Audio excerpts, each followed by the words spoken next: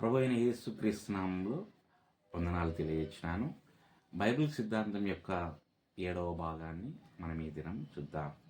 ఈ 7వ భాగంలో మనం బైబిల్ యొక్క వివిధ అనువాదాల అధ్యయనం గురించి నేర్చుకుందాం.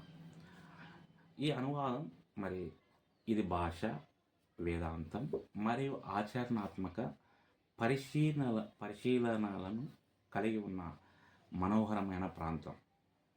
ఈ అధ్యయనం యొక్క కొన్ని ముఖ్య అంశాలు ఇక్కడ ఉన్నాయి. 6 రకాలుగా మనం చూడవచ్చు. మొదటిగా అనువాదాల రకాలు.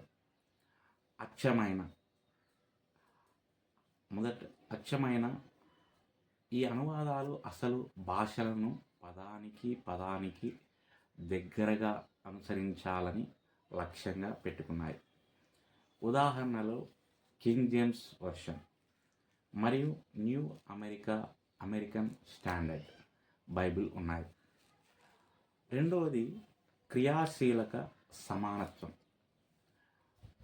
ఈ అనువాదాలు పదం అనువాదం కాకుండా అసలు వచనం యొక్క అర్థము మరియు ఆలోచనలు తెలియజేయడంపై ఎక్కువ దృష్టి పెడతాయి. ఉదాహరణలలో న్యూ ఇంటర్నేషనల్ వర్షన్ మరియు న్యూ లివింగ్ ట్రాన్స్లేషన్ ఉన్నాయి. వాక్యమునకు అర్థాన్ని వివరించుట. ఈ సంస్కరణలు టెక్స్ట్ యొక్క మరింత వివరణాత్మక రెండరింగ్ను అందిస్తాయి. చదవడానికి మరియు స్పష్టత కోసం ఉద్దేశించబడ్డాయి. ఉదాహరణలలో ది మెసేజ్ మరియు ది లివింగ్ బైబిల్ ఉన్నాయి. రెండవది అనువాద పద్ధతులు మరియు సూత్రాలు. దీంట్లో పాఠ్య విమర్శ, మూలవచనాలు మరియు లక్ష్య ప్రేక్షకులు మనము చూడొచ్చు.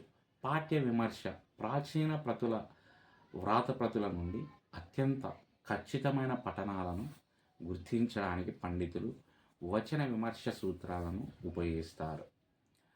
మూలవచనాలు అనువాద ఎంపికలను ప్రభావితం చేసే విభిన్న మూల గ్రంథాలను ఉపయోగించవచ్చు. ఉదాహరణకు పాత నిబంధన కోసం మాసోరిటిక్ టెక్స్ట్, కొత్త నిబంధన కోసం వివిధ గ్రీక్ వ్రాతప్రతులు ఉన్నాయి. టార్గెట్ ఆడియన్స్ లేదా లక్ష్య ప్రేక్షకులు.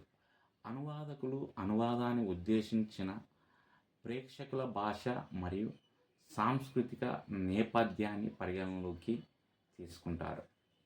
మూడవదిగా వేదాంతపరమైన పరిగణనలు. సిద్ధాంతం మరియు వేదాంత శాస్త్రం. వేర్వేరు అనువాదాలు కొన్ని భాగాలను విభిన్నంగా అర్థం చేసుకోవచ్చు. వేదాంతపరమైన అవగాహనను ప్రభావితం చేస్తాయి. పక్షపాతం మరియు వివరణ. అనువాదకుల వేదాంత దృక్పథాలు అనువాద ఎంపికలను ప్రభావితం చేయగలవు. కొన్ని భాగాలను ఎలా అన్వయించాలో వైవిధ్యాలకు దారితీస్తుంది. నాలుగవదిగా పోలిక మరియు మూల్యాంకనం. దీంట్లో ఖచ్చితత్వం, స్పష్టత, పఠనీయత ఉంటాయి. ఖచ్చితత్వం మూల పాఠానికి ఖచ్చితత్వం మరియు విశ్వసనీయతను అంచనా వేయడానికి పండితులు అసలైన భాషలు మరియు ఇతర అనువాదాలను పోల్చి చూస్తారు. స్పష్టత మరియు పఠనీయత ఆధునిక పాఠకులకు చదవదగిన మరియు ప్రాప్యతలో అనువాదాలు మారుతూ ఉంటాయి. ఇది వ్యక్తిగత అధ్యయనం మరియు ప్రజా ఆరాధన కోసం వాటి ఉపయోగాన్ని ప్రభావితం చేస్తాయి. ఐదవది ప్రభావం మరియు వినియోగం. దీనిలో మనం చూస్తే ప్రపంచ ప్రభావం. ప్రపంచవ్యాప్తంగా వివిధ సంస్కృతులు మరియు భాషలలో వివిధ అనువాదాలు ఉపయోగించబడుతున్నాయి. ఇది ప్రపంచవ్యాప్తంగా క్రైస్తవ మతం ఎలా అర్థం చేసుకోబడుతుందో మరియు ఆచరించబడుతుందో ప్రభావితం చేస్తుంది. అన్వయింపు. వేర్వేరు అనువాదాలు బైబిల్ బోధన యొక్క విభిన్న అంశాలను నొక్కి చెప్పవచ్చు. వ్యక్తులు తమ జీవితాలకు బైబిల్ సూత్రాలను ఎలా వర్తింపజేస్తారు. ఆరవదిగా క్లిష్టమైన స్వీకరణ మరియు చర్చ. దీంట్లో విమర్శ మరియు మద్దతు. అనువాదాలు తరచుగా పండితులు మరియు మతపరమైన సంఘాల మధ్య అసలు గ్రంథానికి మరియు వారి వేదాంతపరమైన చిక్కులకు సంబంధించిన విశ్వసనీయత గురించి చర్చను రేకెత్తిస్తాయి. ప్రాధాన్యతలు.